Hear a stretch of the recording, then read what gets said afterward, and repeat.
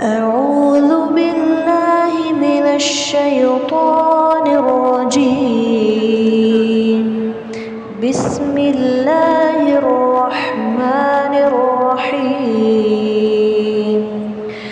لو أنزلنا هذا القرآن على جبل لرأيته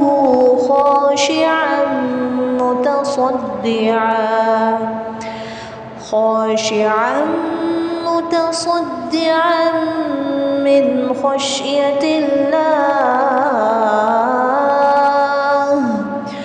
وتلك الأمثال نضربها للناس لعلهم يتفكرون۔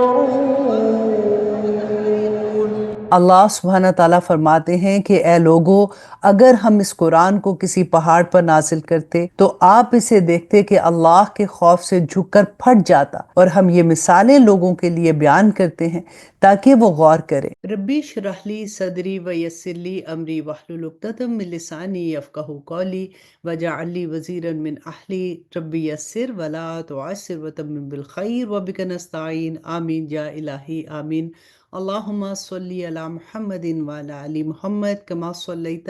علی ابراہیم وعلی آل ابراہیم انک حمید مجید۔ اللہم بارک علی محمد وعلی آل محمد کما بارکت علی ابراہیم وعلی آل ابراہیم انک حمید مجید۔ السلام علیکم ورحمۃ اللہ وبرکاتہ۔ آج انشاءاللہ جی ہم اپنے دوسرے پارے کا آغاز کریں گے۔ اس سے پہلے میں آپ لوگوں کے ساتھ شیئر کرتی ہوں کہ مجھے رسول اللہ صلی اللہ علیہ وسلم کا یہ قول اتنا پسند ہے کہ خیرکم من تعلم القرآن وعلمہ،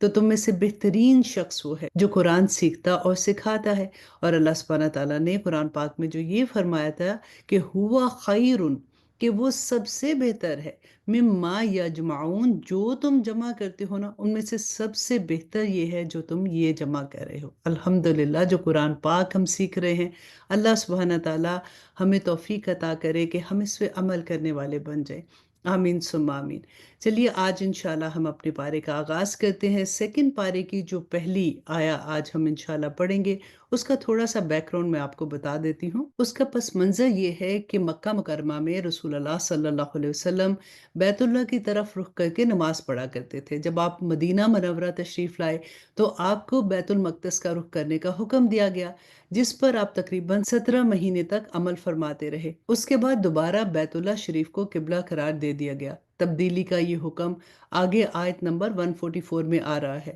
یہ آیت پیش گوئی کر رہی ہے کہ یہودی اور عیسائی اس تبدیلی پر بڑے اعتراضات کریں گے، حالانکہ یہ حقیقت اللہ سبحانہ تعالیٰ پر ایمان رکھنے والے ہر شخص کے لیے کسی دلیل کے محتاج نہیں کہ قبلے کی کوئی خاص سمت مقرر کرنے کا مطلب یہ ہرگز نہیں ہے کہ اللہ سبحانہ تعالیٰ قبلے کی سمت میں تشریف فرما ہے۔ وہ تو ہر سمت اور ہر جگہ موجود ہیں، اور مشرق ہو یا مغرب، شمال ہو یا جنوب، یہ ساری جہتیں اسی کی بنائی ہوئی ہیں۔ البتہ چونکہ مصلحت کا تقاضا یہ ہے کہ اللہ سبحانہ تعالیٰ کی عبادت کرتے وقت تمام مومنوں کے لیے ایک سمت مقرر کر دی جائے، اس لیے یہ سمت اللہ سبحانہ تعالیٰ ہی اپنی حکمت کے تحت مقرر فرماتا ہے۔ اس کا یہ مطلب نہیں ہے کہ وہ سمت بذات خود مقدس یا مقصود ہے۔ جو کچھ عزت اس قبلے یا اس کی سمت میں آتی ہے وہ اللہ سبحانہ تعالیٰ کے حکم کی وجہ سے ہے، چنانچہ وہ اپنی حکمت کے مطابق جسے چاہے، جس سمت کو چاہے قبلہ مقرر کر سکتا ہے۔ ایک مومن کا سیدھا راستہ یہ ہے کہ وہ اس حقیقت کو سمجھ کر اللہ کے ہر حکم کے آگے سر تسلیم خم کر دے۔ آیت کے آخر میں سیدھی راہ کا جو ذکر ہے، اس سے مراد اسی حقیقت کا ادراک ہے، یعنی جس طرح ہم نے اس آخری زمانے میں تمام دوسری جہتوں کو چھوڑ کر کعبے کی سمت کو قبلہ بننے کا شرف بخشا اور تمہیں اپنے دل و جان سے قبول کرنے کی ہدایت دی، اسی طرح ہم نے تم کو دوسری امتوں کے مقابلے میں سب سے زیادہ معتدل اور متوازن امت بنایا ہے۔ چنانچہ اس امت کی شریعت میں ایسے مناسب احکام رکھے گئے ہیں جو قیامت تک انسان کی صحیح رہنمائی کر سکیں گے۔ تو آئیے شروع کرتے ہیں۔ اعوذ باللہ من الشیطان الرجیم، بسم اللہ الرحمن الرحیم۔ آیت نمبر 142 میں اللہ سبحانہ تعالیٰ فرماتے ہیں کہ اب یہ بیوقوف لوگ کہیں گے کہ آخر وہ کیا چیز ہے جس نے ان مسلمانوں کو اس قبلے سے رخ پھیرنے پر آمادہ کر دیا جس کی طرف وہ منہ کرتے چلے آ رہے تھے؟ آپ کہہ دیجئے کہ مشرق و مغرب سب اللہ ہی کے ہیں، وہ جس کو چاہتا ہے سیدھی راہ کی ہدایت دیتا ہے۔ مسلمانوں،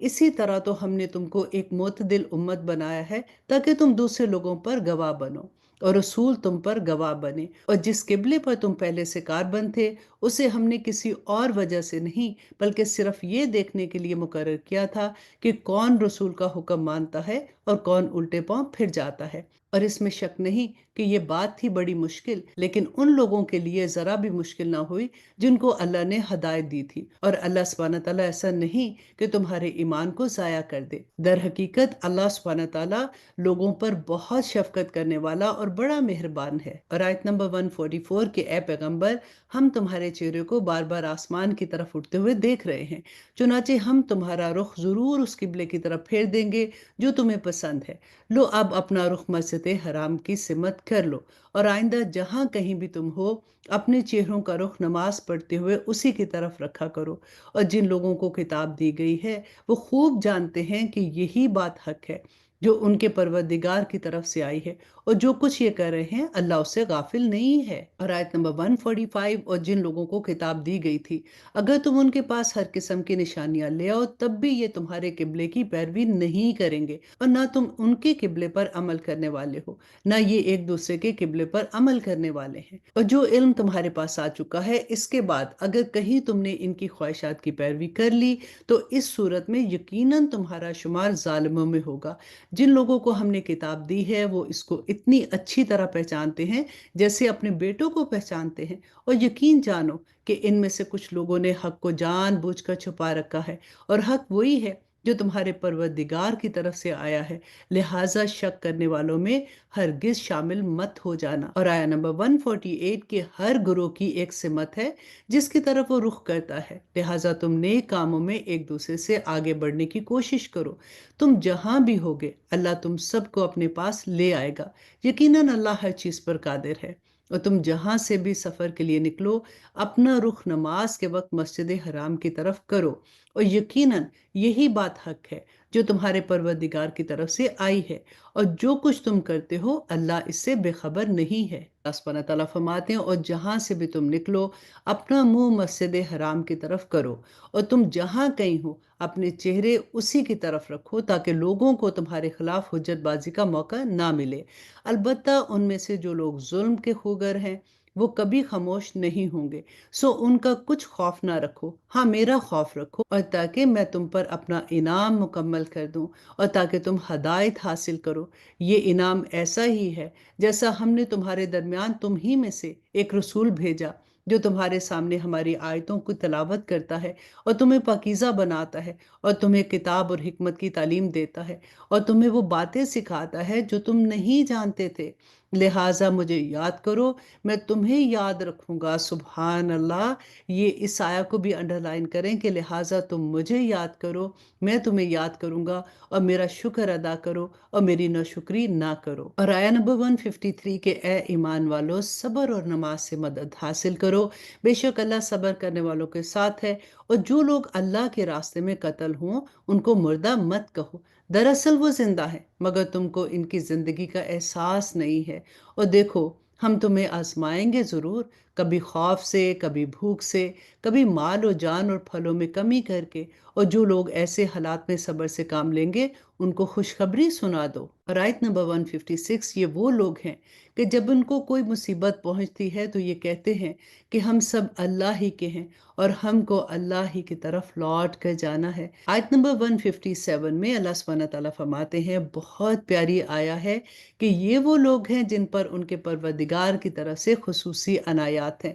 اور رحمت ہے، اور یہی لوگ ہیں جو ہدایت پر ہیں۔ دعا کریں کہ اللہ سبحانہ تعالیٰ ہمیں ان لوگوں میں شامل کر دے، آمین ثم آمین۔ اور آیت نمبر 158 میں اللہ سبحانہ تعالیٰ فرماتے کہ بے شک صفا اور مروہ اللہ کی نشانیوں میں سے ہیں، لہٰذا جو شخص بھی بیت اللہ کا حج کرے یا عمرہ کرے تو اس کے لیے اس بات میں کوئی گناہ نہیں ہے کہ وہ اس کے درمیان چکر لگائے، اور جو شخص خوشی سے کوئی بھلائی کا کام کرے تو اللہ یقیناً قدردان اور جاننے والا ہے۔ بے شک وہ لوگ جو ہماری نازل کی ہوئی روشن دلیلوں اور ہدایات کو چھپاتے ہیں، باوجود اس کے کہ ہم نے انہیں کتاب میں کھول کھول کر لوگوں کے لیے بیان کر دیا ہے، تو ایسے لوگوں پر اللہ بھی لعنت بھیجتا ہے اور دوسرے لعنت کرنے والے بھی لعنت بھیجتے ہیں۔ اللہ اکبر، ربنا لا تجعلنا منہم۔ ہاں، وہ لوگ جنہوں نے توبہ کر لی ہو اور اپنی اصلاح کر لی ہو اور چھپائی ہوئی باتوں کو کھول کھول کر بیان کر دیا ہو، اور میں توبہ قبول کرنے والا ہوں اور بڑی رحمت والا ہوں۔ اور آیت نمبر 161، بے شک وہ لوگ جنہوں نے کفر اختیار کیا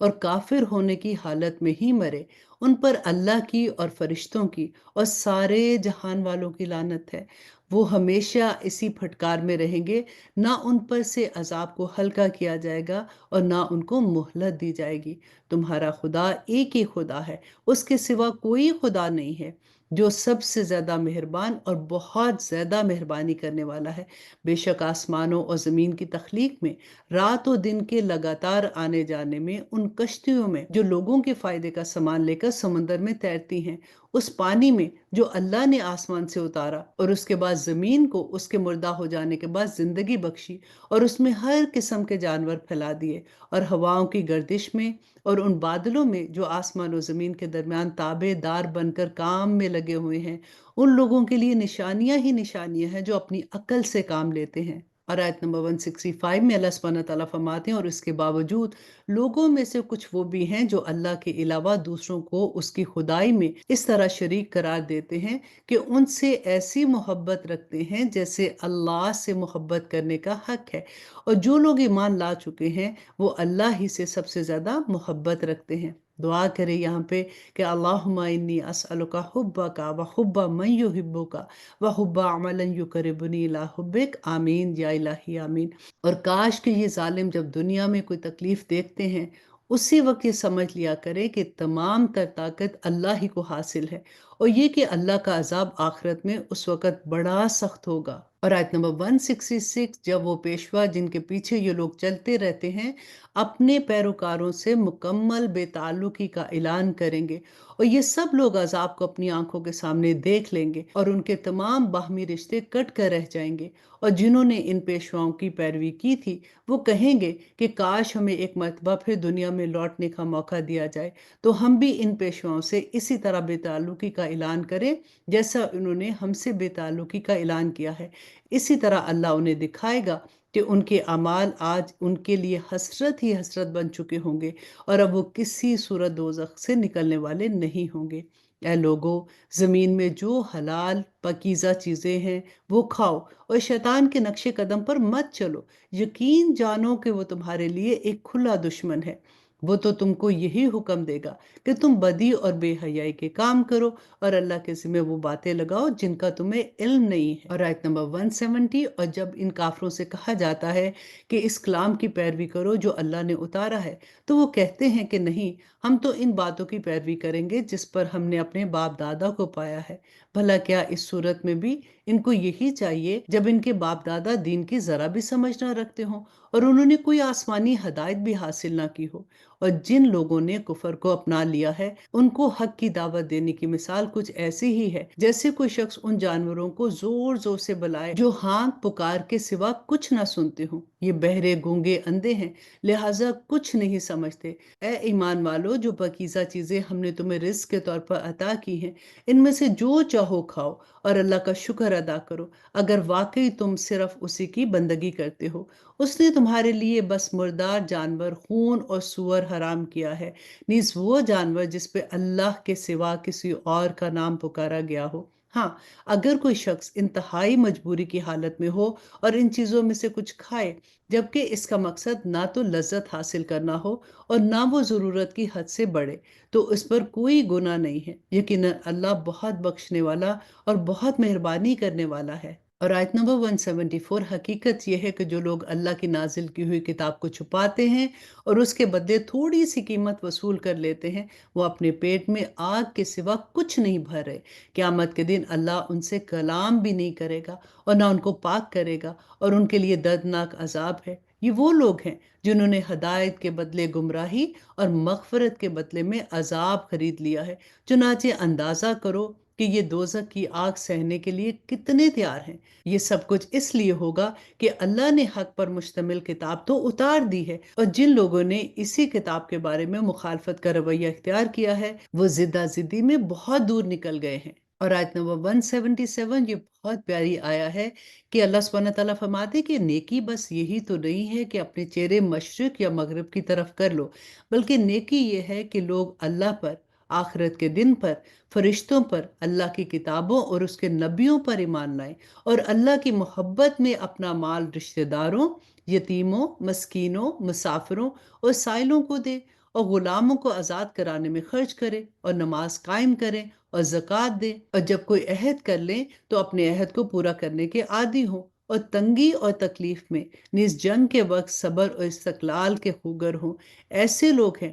جو سچے کہلانے کے مستحق ہیں، اور یہی لوگ متقی ہیں۔ اور آیت نمبر 178، اے ایمان والو، جو لوگ جان بوجھ کر ناحق قتل کر دیے جائیں ان کے بارے میں تم پر قصاص کا حکم فرض کر دیا گیا ہے، آزاد کے بدلے آزاد، غلام کے بدلے غلام، عورت کے بدلے عورت ہی کو قتل کیا جائے۔ پھر اگر قاتل کو اس کے بھائی یعنی مقتول کے وارث کی طرف سے کچھ معافی دے دی جائے تو معروف طریقے کے مطابق خون بہا کا مطالبہ کرنا وارث کا حق ہے، اور اسے خوش اسلوبی سے ادا کرنا قاتل کا فرض ہے۔ یہ تمہارے پروردگار کی طرف سے ایک آسانی پیدا کی گئی ہے اور ایک رحمت ہے۔ اس کے بعد بھی کوئی زیادتی کرے تو وہ دردناک عذاب کا مستحق ہے۔ اور اے عقل رکھنے والو، تمہارے لیے قصاص میں زندگی کا سامان ہے، امید ہے کہ تم اس کی خلاف ورزی سے بچو گے۔ تم پر فرض کیا گیا ہے کہ اگر تم میں سے کوئی اپنے پیچھے مال چھوڑ کر جانے والا ہو تو جب اس کی موت کا وقت قریب آ جائے تو وہ اپنے والدین اور قریبی رشتہ داروں کے حق میں دستور کے مطابق وصیت کرے۔ یہ متقی لوگوں کے ذمے ایک لازمی حق ہے۔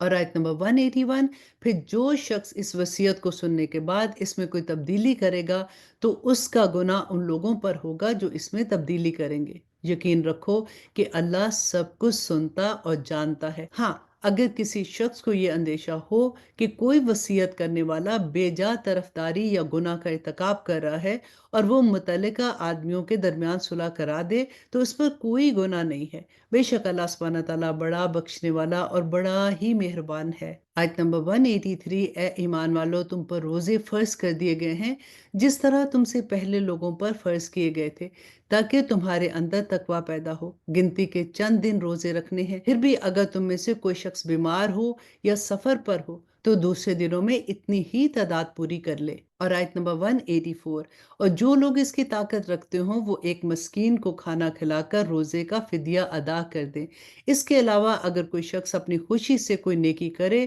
تو یہ اس کے حق میں بہتر ہے، اور اگر تم کو سمجھ ہو تو روزے رکھنے میں تمہارے لیے زیادہ بہتری ہے۔ رمضان کا مہینہ تو وہ ہے جس میں قرآن نازل کیا گیا، جو لوگوں کے لیے سراپا ہدایت اور ایسی روشن نشانیوں کا حامل ہے جو صحیح راستہ دکھاتی اور حق و باطل کے درمیان دو ٹوک فیصلہ کر دیتی ہیں۔ لہٰذا تم میں سے جو شخص بھی یہ مہینہ پائے وہ اس میں ضرور روزے رکھے، اور اگر کوئی شخص بیمار ہو یا سفر پر ہو تو دوسرے دنوں میں اتنی ہی مقدار پوری کر لے۔ اب یہاں پہ دیکھیے وہ جو فدیے کا تھا نا وہ پہلا حکم تھا، اور یہاں پہ اللہ سبحانہ تعالیٰ کیا فرما رہے ہیں کہ اگر روزے چھوٹ گئے ہیں اور کوئی ایسی بیماری نہیں ہے، کئی دفعہ ایسا ہوتا ہے نا کہ جو بزرگ ہوتے ہیں تو یہ نہیں پتا ہوتا کہ اگلے سال وہ ٹھیک ہوں گے کہ نہیں ہوں گے، تو ان کے لیے فدیہ ہے۔ لیکن جو ریگولر جیسے صحت مند لوگ ہیں ان کا روزہ چھوٹ گیا ہے یا وہ مخصوص دن میں ان کے روزے چھوٹے ہیں تو پھر ان کو فدیے سے وہ بات نہیں بنے گی، ان کو اپنے روزے ہی رکھنے پڑیں گے۔ یہاں پہ اس آیا کو پھر سے آپ غور سے بھی پڑھیے گا، انشاءاللہ آپ کو سمجھ آ جائے گی۔ تو اللہ سبحانہ تعالیٰ فرماتے ہیں، اور اگر کوئی شخص بیمار ہو یا سفر پر ہو تو دوسرے دنوں میں اتنی ہی تعداد پوری کر لے۔ اللہ تمہارے ساتھ آسانی کا معاملہ کرنا چاہتا ہے اور تمہارے لیے مشکل پیدا نہیں کرنا چاہتا، تاکہ تم روزوں کی گنتی پوری کر لو۔ اور اللہ نے تمہیں جو راہ دکھائی ہے اس پر اللہ کی بڑائی بیان کرو، اور تاکہ تم شکر گزار بن جاؤ۔ اور آیت نمبر 186 یہ میری فیورٹ ترین آیا ہے۔ اللہ سبحانہ تعالیٰ فرماتے ہیں کہ اے پیغمبر، جب میرے بندے آپ سے میرے بارے میں پوچھیں تو آپ ان سے کہہ دیجئے کہ میں اتنا قریب ہوں کہ جب کوئی مجھے پکارتا ہے میں اس کی پکار سنتا ہوں، اس کی دعا سنتا ہوں۔ لہٰذا وہ بھی میری بات دل سے قبول کرے اور مجھ پر ایمان لائے تاکہ وہ راہ راست پر آ جائے۔ دیکھیے یہاں پہ شرط ہے دعا کی قبولیت میں کہ اللہ سبحانہ تعالیٰ فرماتے ہیں کہ میں ان کے قریب ہوں، ان کو سنتا ہوں، ان کی دعاؤں کو قبول کرتا ہوں۔ ان کو بھی چاہیے کہ میرے حکم مانے تاکہ وہ ہدایت پا جائیں۔ اور پھر اللہ سبحانہ تعالیٰ فرماتے ہیں کہ تمہارے لیے حلال کر دیا گیا ہے کہ روزوں کی رات میں تم اپنی بیویوں سے بے تکلف صحبت کرو، وہ تمہارے لیے لباس ہیں اور تم ان کے لیے لباس ہو۔ اللہ کو علم تھا کہ تم اپنے آپ سے خیانت کر رہے ہو، پھر اس نے تم پر عنایت کی اور تمہاری غلطی معاف فرما دی۔ چنانچہ اب تم ان سے صحبت کر لیا کرو اور جو کچھ اللہ نے تمہارے لیے لکھ دیا ہے اسے طلب کرو، یعنی اولاد کو۔ اور آیت نمبر 187، اور اس وقت تک کھاؤ پیو جب تک صبح کی سفید دھاری سیاہ دھاری سے ممتاز ہو کر تم پر واضح نہ ہو جائے، اس کے بعد رات آنے تک روزے پورے کرو، اور ان اپنی بیویوں سے اس حالت میں مباشرت نہ کرو جب تم مسجد میں اعتکاف میں بیٹھے ہو، یہ اللہ کی مقرر کی ہوئی حدود ہے، لہٰذا ان کی خلاف ورزی کے قریب بھی مت جانا۔ اسی طرح اللہ اپنی نشانیاں لوگوں کے لیے کھول کھول کر بیان کرتا ہے تاکہ تم تقوی اختیار کرو، اور آپس میں ایک دوسرے کا مال ناحق طریقوں سے نہ کھاؤ، اور نہ اس کا مقدمہ حاکموں کے پاس اس غرض سے لے جاؤ کہ لوگوں کے مال کا کوئی حصہ جانتے بوجھتے ہڑپ کرنے کا گناہ کرو۔ لوگ آپ سے نئے مہینوں کے چاند کے بارے میں پوچھتے ہیں، آپ انہیں بتا دیجئے کہ یہ لوگوں کے مختلف معاملات جیسے کہ حج وغیرہ کے اوقات متعین کرنے کے لیے ہیں۔ اور آیت نمبر 189، اور یہ کوئی نیکی نہیں ہے کہ تم گھروں میں ان کی پشت کی طرف سے داخل ہو، بلکہ نیکی یہ ہے کہ انسان تقوی اختیار کرے اور تم گھروں میں ان کے دروازوں سے داخل ہوا کرو اور اللہ سے ڈرتے رہو تاکہ تم فلاح پا جاؤ، اور ان لوگوں سے اللہ کے راستے میں جنگ کرو جو تم سے جنگ کرتے ہیں، یقین جانو کہ اللہ زیادتی کرنے والوں کو پسند نہیں کرتا ہے۔ اور آیت نمبر 191، اور تم ان لوگوں کو جہاں پاؤ قتل کرو اور انہیں اس جگہ سے نکال باہر کرو جہاں سے انہوں نے تمہیں نکالا تھا، اور فتنہ قتل سے زیادہ سنگین برائی ہے، اور تم ان سے مسجد حرام کے پاس اس وقت تک لڑائی نہ کرو جب تک وہ خود اس میں تم سے لڑائی شروع نہ کریں۔ ہاں، اگر وہ تم سے اس میں لڑائی شروع کر دیں تو تم ان کو قتل کر سکتے ہو، ایسے کافروں کی سزا بھی یہی ہے۔ پھر اگر وہ باز آ جائیں تو بے شک اللہ بڑا بخشنے والا اور مہربان ہے، اور تم ان سے لڑتے رہو یہاں تک کہ فتنہ باقی نہ رہے اور دین اللہ کا ہو جائے۔ پھر اگر وہ باز آ جائیں تو سمجھ لو کہ تشدد سوائے ظالموں کے کسی پر نہیں ہونا چاہیے۔ آیا نمبر 194، حرمت والے مہینے کا بدلہ حرمت والا مہینہ ہے، اور حرمتوں پر بھی بدلے کے احکام جاری ہوتے ہیں، چنانچہ اگر کوئی شخص تم پر کبھی زیادتی کرے تو تم بھی ویسی ہی زیادتی اس سے کرو جیسی زیادتی اس نے تم پر کی ہے، اور اللہ سے ڈرتے رہو، اور اچھی طرح سمجھ لو کہ اللہ انہی کا ساتھی ہے جو اس کا خوف دل میں رکھتے ہیں، اور اللہ کے راستے میں مال خرچ کرو اور اپنے آپ کو خود اپنے ہاتھوں ہلاکت میں مت ڈالو، بے شک اللہ نیکی کرنے والوں سے محبت کرتا ہے۔ اور آیت نمبر 196، اور حج اور عمرہ اللہ سبحانہ تعالیٰ کے لیے پورا ادا کرو، ہاں اگر تمہیں روک دیا جائے تو جو قربانی میسر ہو اللہ کے حضور پیش کر دو، اور اپنے سر اس وقت تک نہ منڈاؤ جب تک قربانی اپنی جگہ نہ پہنچ جائے۔ ہاں، اگر تم میں سے کوئی شخص بیمار ہو اور اس کے سر میں کوئی تکلیف ہو تو روزوں، صدقے یا قربانی کا فدیہ دے دے۔ پھر جب تم امن حاصل کر لو تو جو شخص حج کے ساتھ عمرے کا فائدہ بھی اٹھائے وہ جو قربانی میسر ہو اللہ کے حضور پیش کرے۔ ہاں، اگر کسی کے پاس اس کی طاقت نہ ہو تو وہ حج کے دنوں میں 3 روزے رکھے، اور 7 روزے اس وقت جب تم گھروں کو واپس لوٹ آؤ، اسی طرح یہ کل 10 روزے ہیں۔ یہ حکم ان لوگوں کے لیے ہے جن کے گھر والے مسجد حرام کے پاس نہ رہتے ہوں، اور اللہ سے ڈرتے رہو اور جان رکھو کہ اللہ کا عذاب بڑا سخت ہے۔ اور آیت نمبر 197، کہ حج کے چند مخصوص مہینے ہیں، چنانچہ جو شخص اس مہینوں میں احرام باندھ کر اپنے اوپر حج لازم کر لے تو حج کے دوران نہ تو کوئی فحش بات کرے، نہ کوئی گناہ، نہ کوئی جھگڑا، اور تم جو کچھ نیک کام کرو گے اللہ اسے جان لے گا۔ اور حج کے سفر میں زاد راہ ساتھ لے جایا کرو کیونکہ بہترین زاد راہ تو تقوی ہے، اور اے عقل والو میری نافرمانی سے ڈرتے رہنا۔ تم پر اس بات میں کوئی گناہ نہیں ہے کہ تم حج کے دوران تجارت یا مزدوری کے لیے اپنے پروردگار کا فضل تلاش کرو۔ پھر جب تم عرفات سے روانہ ہو تو مشعر حرام کے پاس جو مدلفہ میں واقع ہے اللہ کا ذکر کرو، اور آیہ نمبر 198، اور اس کا ذکر اس طرح کرو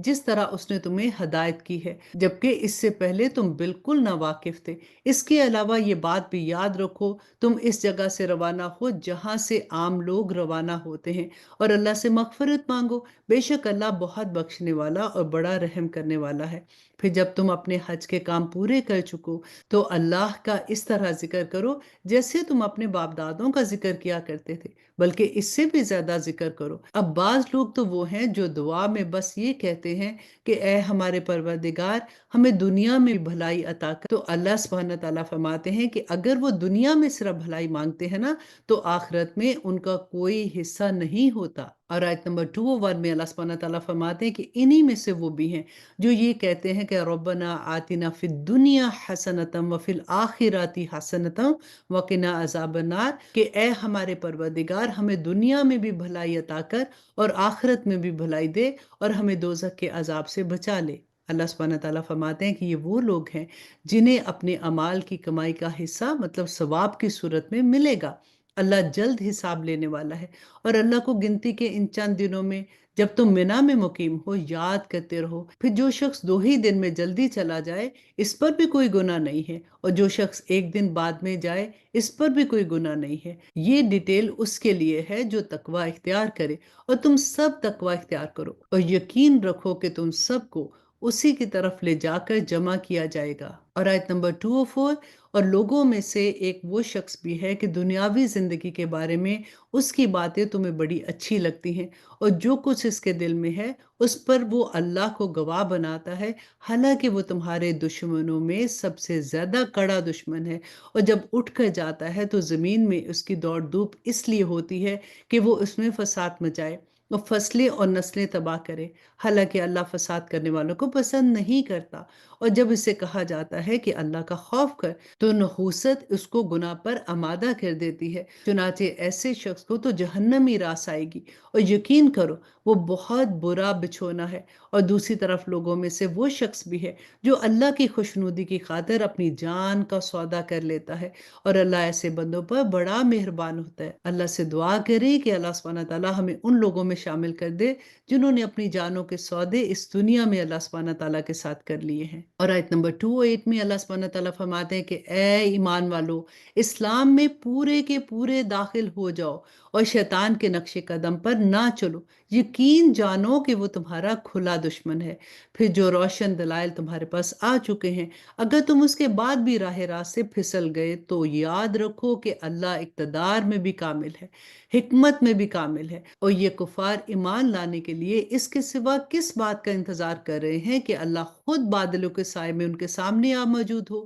یا فرشتے بھی اس کے ساتھ ہوں اور سارا معاملہ ابھی چکا دیا جائے، حالانکہ آخر کار سارے معاملات اللہ ہی کی طرف لوٹ کر جا رہے ہیں۔ اور آیت نمبر 210 میں اللہ سبحانہ تعالیٰ فرماتے ہیں کہ بنی اسرائیل سے پوچھو ہم نے ان کو کتنی ساری کھلی نشانیاں دی تھی، اور جس شخص کے پاس اللہ کی نعمت آ چکی ہو پھر وہ اس کو بدل ڈالے تو اسے یاد رکھنا چاہیے کہ اللہ کا عذاب بڑا سخت ہے۔ اور سب اپنی اپنی نعمتیں ذرا یاد رکھیں کہ اللہ سبحانہ تعالیٰ نے ہمیں کتنی نعمتیں عطا کی ہیں، تو کیا ہم اس کا شکر اس طرح سے ادا کر رہے ہیں؟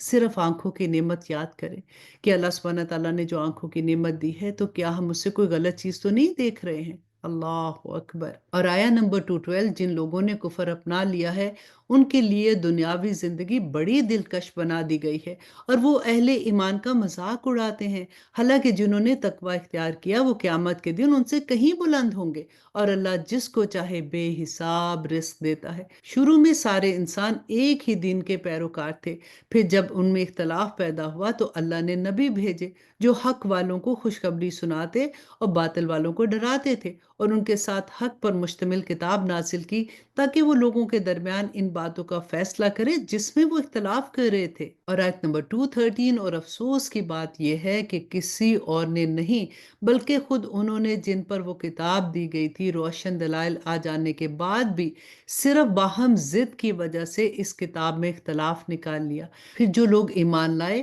اللہ نے انہیں اپنے حق سے، حق کی ان باتوں میں راہ راست تک پہنچایا جن میں انہوں نے اختلاف کیا تھا، اور اللہ جس سے چاہتا ہے راہ راست تک پہنچا دیتا ہے۔ مسلمانوں، کیا تم نے یہ سمجھ رکھا ہے کہ تم جنت میں یوں ہی داخل ہو جاؤ گے، حالانکہ ابھی تمہیں ان جیسے حالات پیش نہیں آئے جیسے ان لوگوں کو پیش آئے تھے جو تم سے پہلے گزر چکے ہیں؟ ان پر سختیاں اور تکلیفیں آئیں اور انہیں ہلا مارا گیا، یہاں تک کہ رسول اور ان کے ایمان والے ساتھی بول اٹھے کہ اے اللہ، آخر تیری مدد کب آئے گی؟ یاد رکھو کہ اللہ کی مدد نزدیک ہی ہے۔ پھر اللہ سبحانہ تعالیٰ فرماتے ہیں کہ لوگ آپ سے پوچھتے ہیں کہ وہ اللہ کی خوشنودگی کے لیے کیا خرچ کریں۔ آپ کہہ دیجئے کہ جو مال بھی تم خرچ کرو وہ والدین، قریبی رشتہ دار، یتیم، مسکین اور مسافروں کے لیے ہونا چاہیے، اور تم بھلائی کے جو کام بھی کرو گے اللہ اس سے پوری طرح باخبر ہے۔ اور آیت نمبر 216، تم پر دشمنوں سے جنگ کرنا فرض کیا گیا ہے اور وہ تم پر گراں ہے، اور یہ عین ممکن ہے کہ تم ایک چیز کو برا سمجھو حالانکہ وہ تمہارے حق میں بہتر ہو، اور یہ بھی ممکن ہے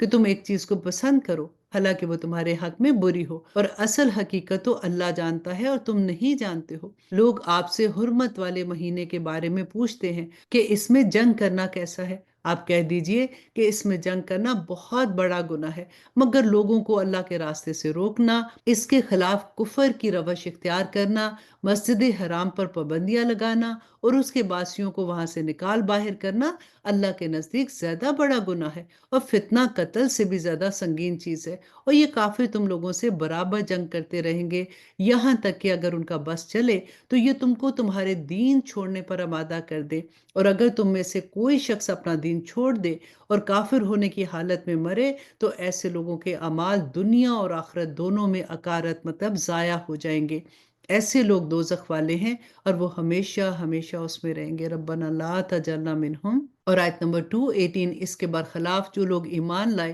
اور جنہوں نے ہجرت کی اور اللہ کے راستے میں جہاد کیا تو وہ بے شک اللہ کی رحمت سے امیدوار ہیں، اور اللہ بڑا بخشنے والا اور بڑا رحم والا ہے۔ لوگ آپ سے شراب اور جوئے کے بارے میں پوچھتے ہیں، آپ کہہ دیجئے کہ ان دونوں میں بڑا گناہ ہے اور لوگوں کے لیے کچھ فائدے بھی ہیں، اور ان دونوں کا گناہ ان کے فائدے سے زیادہ بڑا ہوا ہے۔ اب یہاں پہ یہ غور کیجئے گا کہ یہ شراب کا پہلا حکم ہے، پھر سیکنڈ حکم کے بعد تھرڈ ٹائم شراب کو حرام کیا گیا تھا، اور یہ پہلا حکم تھا کہ جب یہ حکم آیا تو بہت سے صحابہ نے شراب و جوے سے کنارہ کشی کر لی، اور کچھ ایسے تھے کہ جن کا یہ خیال تھا کہ اللہ سبحانہ تعالیٰ نے ابھی کمپلیٹلی منع نہیں کیا۔ تو پھر آپ دوسرا حکم جہاں پہ آئے گا پھر آپ وہ دیکھیے گا، پھر تھرڈ حکم میں اللہ سبحانہ تعالیٰ نے اس کو مکمل طور پر منع کر دیا تھا۔ اور آیت نمبر 219 میں اللہ سبحانہ تعالیٰ فرماتے ہیں، اور لوگ آپ سے پوچھتے ہیں کہ وہ اللہ کی خوشنودی کے لیے کیا خرچ کرے۔ یہ تو ہمارا بھی سوال ہوتا ہے نا، تو اللہ سبحانہ تعالیٰ نے فرمایا کہ آپ ان سے کہہ دیجئے کہ جو تمہاری ضرورت سے زائد ہے۔ اللہ اکبر! اللہ اسی طرح اپنے احکام تمہارے لیے صاف صاف بیان کرتا ہے تاکہ تم غور و فکر سے کام لو، دنیا کے بارے میں بھی اور آخرت کے بارے میں بھی۔ اور لوگ آپ سے یتیموں کے بارے میں پوچھتے ہیں، آپ کہہ دیجئے کہ ان کی بھلائی چاہنا نیک کام ہے، اور اگر تم ان کے ساتھ مل جل کر رہو تو کچھ حرج نہیں، کیونکہ وہ تمہارے بھائی ہی ہیں، اور اللہ خوب جانتا ہے کہ کون معاملہ بگاڑنے والا ہے اور کون سنوارنے والا ہے، اور اگر اللہ چاہتا تو تمہیں مشکل میں ڈال دیتا، یقیناً اللہ کا اقتدار بھی کامل ہے، حکمت بھی کامل ہے۔ اب آیت نمبر 221 میں اللہ سبحانہ تعالیٰ فرماتے ہیں، اور مشرک عورتوں سے اس وقت تک نکاح نہ کرو جب تک وہ ایمان نہ لے آئیں، یقیناً ایک مومن باندی کسی بھی مشرک عورت سے بہتر ہے،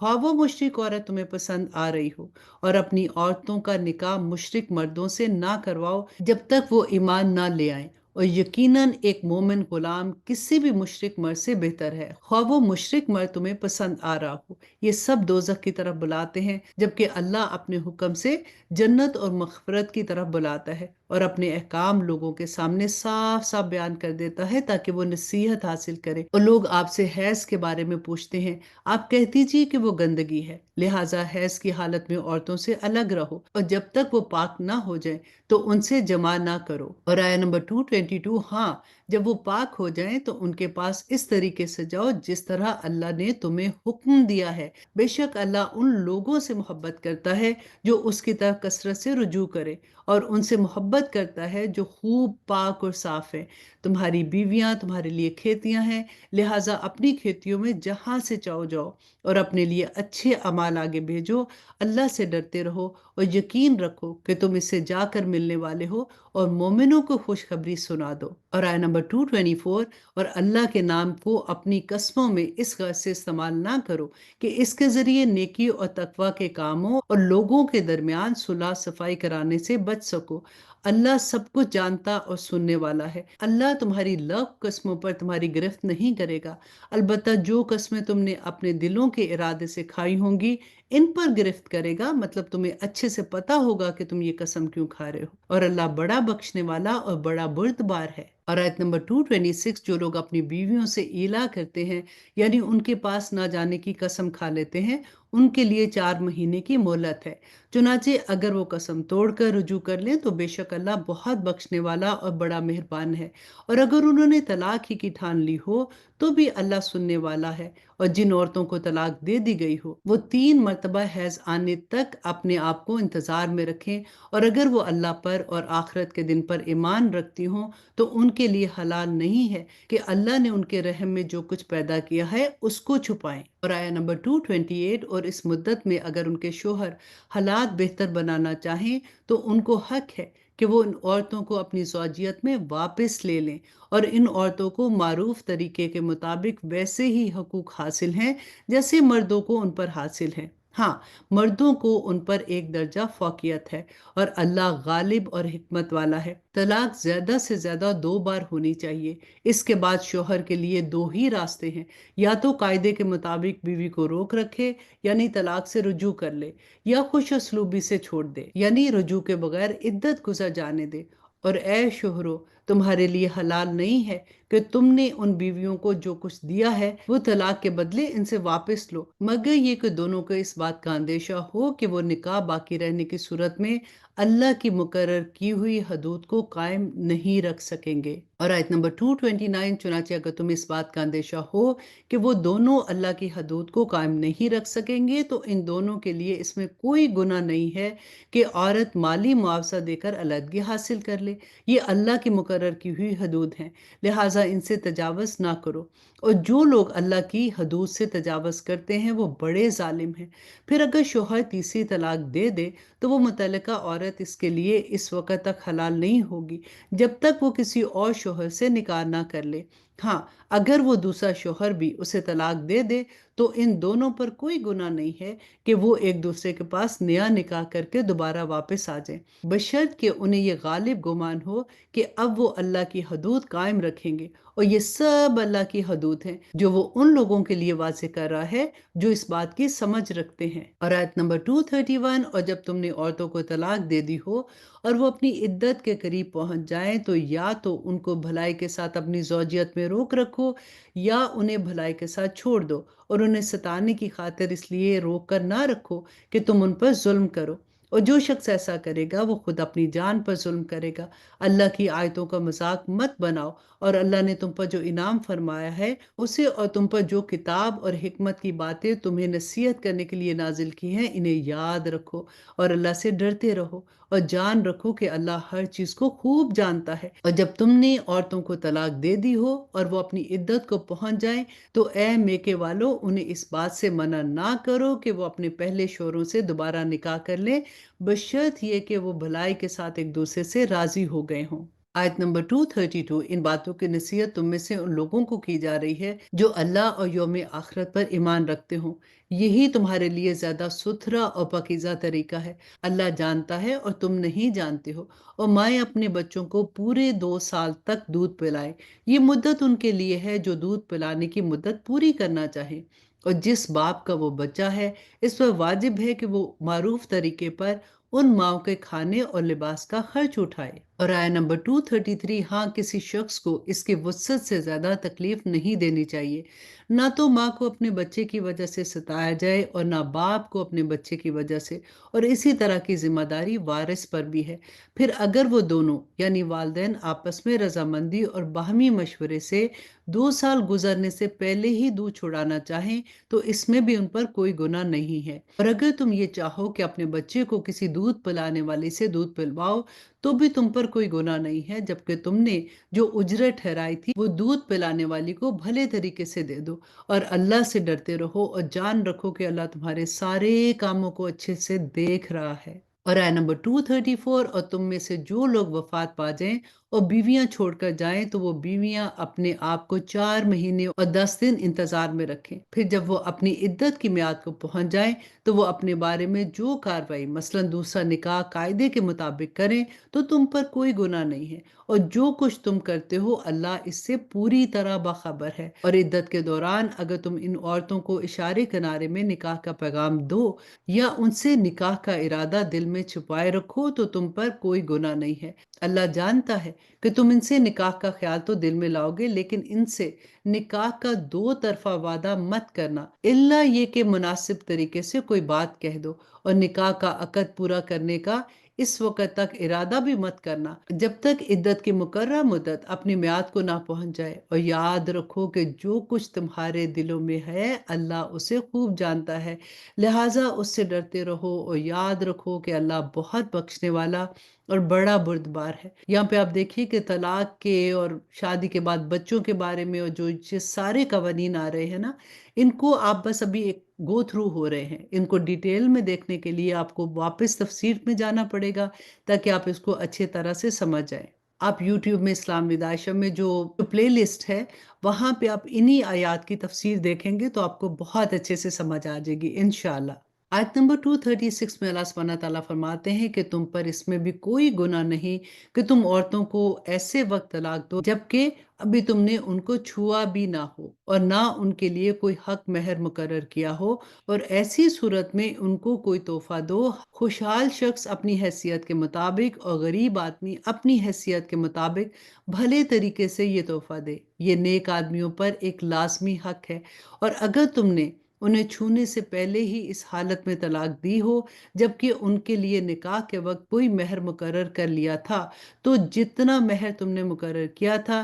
اس کا آدھا دینا واجب ہے، الا یہ کہ وہ عورتیں رعایت کر دیں اور آدھے مہر کا بھی مطالبہ نہ کرے، یا وہ شوہر جن کے ہاتھ میں نکاح کی گرہ ہے رعایت کرے اور پورا مہر دے دے، اور اگر تم رعایت کرو تو یہ تقوی کے زیادہ قریب ہے۔ اور آپس میں فراخ دلی کا برتاؤ کرنا مت بھولو، جو عمل بھی تم کرتے ہو اللہ یقیناً اسے دیکھ رہا ہے۔ آپ دیکھیے کہ بار بار ہر آیت میں جہاں پہ اللہ سبحانہ تعالیٰ ایک دوسرے سے زیادتی کا تھوڑا سا بھی ڈر ہوتا ہے نا، اللہ سبحانہ تعالیٰ یہی بات یاد کراتے ہیں کہ دیکھو اللہ دیکھ رہا ہے، ایسے کوئی بھی کام کرو گے دنیا میں تو شاید بچ جاؤ گے لیکن آخرت میں اللہ سبحانہ تعالیٰ سے نہیں بچ سکو گے۔ اور آیت نمبر 238، تمام نمازوں کا پورا پورا خیال رکھو اور خاص طور پر بیچ کی نماز کا، اور اللہ کے سامنے باادب فرما بردار بن کر کھڑے ہوا کرو، اور اگر تمہیں دشمن کا خوف لاحق ہو تو کھڑے کھڑے یا سوار ہونے کی حالت میں ہی نماز پڑھ لو، پھر جب تم امن کی حالت میں آ جاؤ تو اللہ کا ذکر اس طریقے سے کرو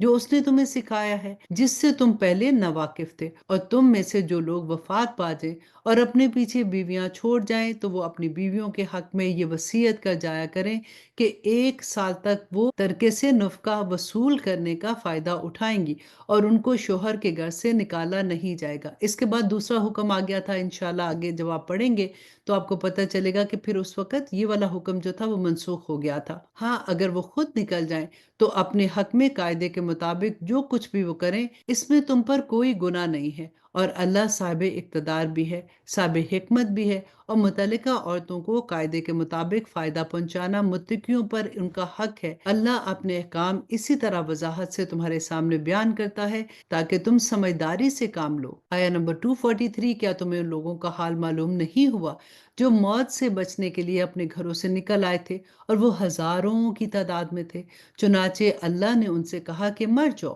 پھر انہیں زندہ کیا۔ حقیقت یہ ہے کہ اللہ لوگوں پر بڑا فضل فرمانے والا ہے، لیکن اکثر لوگ شکر ادا نہیں کرتے۔ اور اللہ کے راستے میں جنگ کرو اور یقین رکھو کہ اللہ خوب سننے والا اور جاننے والا ہے۔ اور آیت نمبر 245، کون ہے جو اللہ کو اچھے طریقے پر قرض دے تاکہ وہ اسے اس کے مفاد میں اتنا بڑھا چڑھا دے کہ وہ بدرجہ زیادہ ہو جائے، اور اللہ ہی تنگی پیدا کرتا ہے اور وہی وسعت دیتا ہے، اور اسی کی طرف تم سب کو لوٹ کر جانا ہے۔ اب دیکھیں بار بار ہمیں ریمائنڈر مل رہا ہے، اللہ دیکھ رہا ہے، اس کی طرف لوٹ کے جانا ہے، دنیا میں جو عمل کر رہے ہو تو سوچ کے کرو کہ ان سب اعمال کا تمہیں جواب تو دینا ہے۔ اور کیا تمہیں موسیٰ کے بعد بنی اسرائیل کے گروہ کے اس واقعے کا علم نہیں ہوا جب انہوں نے اپنے ایک نبی سے کہا تھا کہ ہمارے لیے ایک بادشاہ مقرر کر دیجئے تاکہ اس کے جھنڈے تلے ہم اللہ کے راستے میں جنگ کر سکیں؟ نبی نے کہا کہ تم لوگوں سے یہ بات کچھ بعید نہیں ہے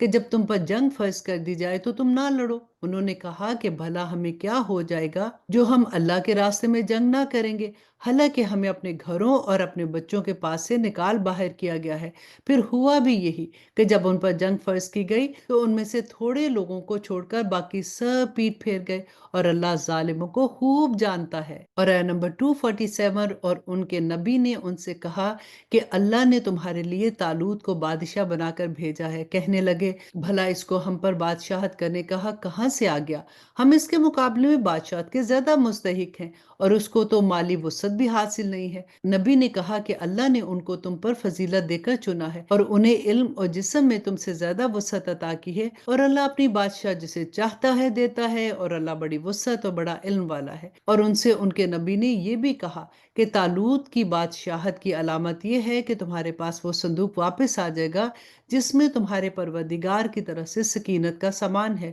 اور موسیٰ اور ہارون نے جو اشیاء چھوڑی تھی ان میں سے بھی کچھ باقی ماندہ چیزیں ہیں، اسے فرشتے اٹھائے ہوئے لائیں گے۔ اگر تم مومن ہو تو تمہارے لیے اس میں بڑی نشانی ہے۔ چنانچہ جب طالوت لشکر کے ساتھ روانہ ہوا تو اس نے لشکر والوں سے کہا کہ اللہ ایک دریا کے ذریعے تمہارا امتحان لینے والا ہے۔ جو شخص اس دریا سے پانی پیے گا وہ میرا آدمی نہیں ہوگا، اور جو اسے نہیں چکھے گا وہ میرے ساتھ ہوگا، الا یہ کہ کوئی اپنے ہاتھ سے ایک چلو بھر لے لے تو کوئی حرج نہیں ہے۔ پھر ہوا یہ کہ ان میں سے تھوڑے آدمیوں کے سوا باقی سب نے اس دریا سے خوب پیٹ بھر کر پانی پی لیا۔ چنانچہ جب وہ یعنی طالوت اور اس کے ساتھ ایمان رکھنے والے دریا کے پار اترے تو یہ لوگ جنہوں نے طالوت کا حکم نہیں مانا تھا کہنے لگے کہ آج جالوت اور اس کے لشکر کے مقابلہ کرنے کی ہم میں بالکل طاقت نہیں ہے۔ اور آیت نمبر 249 مگر جن لوگوں کا ایمان تھا کہ وہ اللہ سے جا ملنے والے ہیں، انہوں نے کہا کہ نہ جانے کتنی چھوٹی جماعتیں ہیں جو اللہ کے حکم سے بڑی جماعتوں پر غالب آئی ہیں، اور اللہ ان کا ساتھی ہے جو صبر سے کام لیتے ہیں۔ اور جب یہ لوگ جالوت اور اس کے لشکر کے آمنے سامنے ہوئے تو انہوں نے کہا کہ اے ہمارے پروردگار، صبر و استقلال کی صفت ہم پر انڈیل دے۔ ربنا افرغ علینا صبرا وثبت اقدامنا وانصرنا علی القوم الکافرین، کہ اے ہمارے پروردگار صبر و استقلال کی صفت ہم پر انڈیل دے، ہمیں ثابت قدمی بخش دے اور ہمیں ان کافر قوم کے مقابلے میں فتح اور نصرت عطا فرما۔ چنانچہ انہوں نے اللہ کے حکم سے ان جالوت کے ساتھیوں کو شکست دی، اور داؤد نے جالوت کو قتل کیا، اور اللہ نے اسے سلطنت و دنائی عطا کی، اور جو علم چاہا اس کو عطا کیا۔ اور اللہ لوگوں کو ایک دوسرے کے ذریعے دفع نہ کرے تو زمین میں فساد پھیل جائے، لیکن اللہ تمام جہانوں پر بڑا فضل فرمانے والا ہے۔ یہ اللہ کی آیات ہیں جو ہم آپ کے سامنے ٹھیک ٹھیک پڑھ کر سنا رہے ہیں، اور آپ بے شک ان پیغمبروں میں سے ہیں جو رسول بنا کر بھیجے گئے ہیں۔ الحمدللہ یہاں پر ہمارا دوسرا پارہ بھی کمپلیٹ ہوتا ہے۔ اللہ سبحانہ تعالیٰ سے دعا کرتے ہیں کہ اتنے احکامات تھے نا، اللہ سبحانہ تعالیٰ بس ہمیں ان کی سمجھ عطا کرے۔ اس کے ساتھ ساتھ اللہ سبحانہ تعالیٰ سے یہ دعا بھی ضرور مانگا کریں کہ اللہم ارزقنی التفکر والتدبر لما یتلوہ لسانی من کتابک والفہم لہ والمعرفت بمعانی والنظر فی عجائب والعمل بذلک ما بقیت انک علی کل شیء قدیر۔ آمین یا الہی آمین۔ یا پاک پروردگار، ہمیں قرآن کے علم کا جو سفر ہمارا ہے اللہ سبحانہ تعالیٰ اس پہ ہمارے لیے آسانیاں فرمانا، آمین ثم آمین۔ اب اجازت دیجیے، سبحان ربک رب العزت عما یصفون وسلام علی المرسلین والحمد للہ رب العالمین۔ السلام علیکم ورحمۃ اللہ وبرکاتہ۔ آپ لوگوں سے میں ریکویسٹ کروں گی کہ آپ ہمارے چینل اسلام ود عائشہ کو سبسکرائب کر لیں تاکہ آپ کو وقت پر پتہ چلے کہ کون سا کورس کب ہو رہا ہے، کیونکہ جب بعد میں آپ کا میسج آتا ہے تو ہمارا کورس آلریڈی سٹارٹ ہو چکا ہوتا ہے، پھر آپ کو 1 سال انتظار کرنا پڑتا ہے۔ اس لیے ہمارے چینل کو سبسکرائب کر لیجئے تاکہ آپ لوگوں کو وقت پر انفارمیشن مل جائے۔ السلام علیکم ورحمۃ اللہ وبرکاتہ۔